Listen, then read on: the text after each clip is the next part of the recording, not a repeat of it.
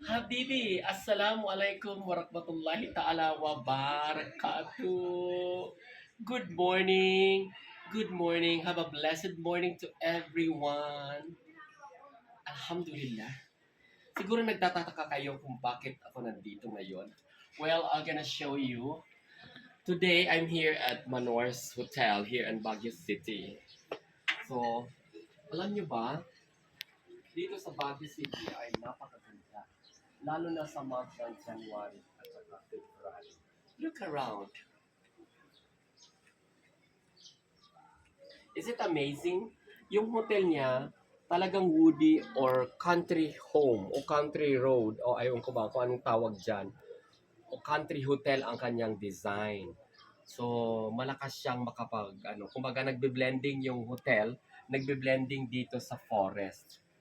So, alam niyo ba na ang Baguio City, isa sa pinakamalakas na syudad dito sa buong Pilipinas? Meaning to say, isa siya sa pinakadinadayong turista, Pilipino o outside world, o foreigner man, ay talagang dinadayo ang Baguio. Noon pa, hanggang ngayon.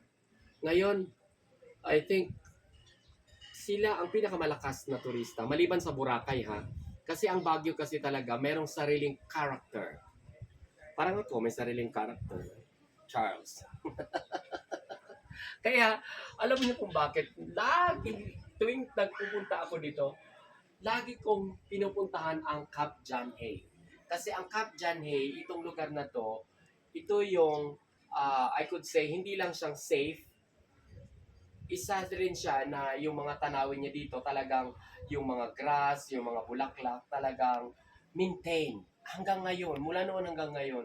Kaya napaka-amazing. Thumbs up ako. 5 star talaga ang Baguio para sa akin. Lalo na yung mga tao.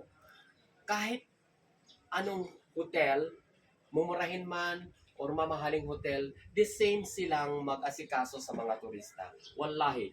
Yun, talagang na-assure ko yun. Kahit doon sa mga park, talagang very polite sila sa mga turista.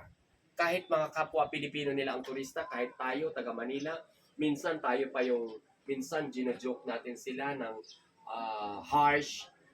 Kumbaga, pinagtatawanan pa natin yung ibang product nila. Pero they just smile. Yun talaga ang napansin ko sa kanila. Hardworking talaga itong mga taga Baguio. Kaya thumbs up ako sa inyo. 5 star talaga kayo sa puso ko. Well, sige, pakita ko muna yung garden dito sa likod para hindi na masyadong maraming salita ang mouth ko. Look around. Is it amazing?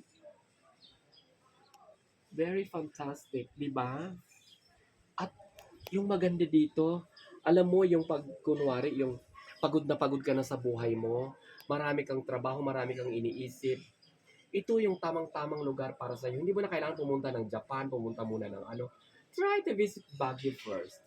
Wala namang binigay sa akin ng tourism dito ha, pero sa akin lang sa totoo kong experience lang, sinasabi ko lang. Kaya, magandang umaga at magkita-kita tayo muli sa aking susunod na vlog. Assalamualaikum, Habibis!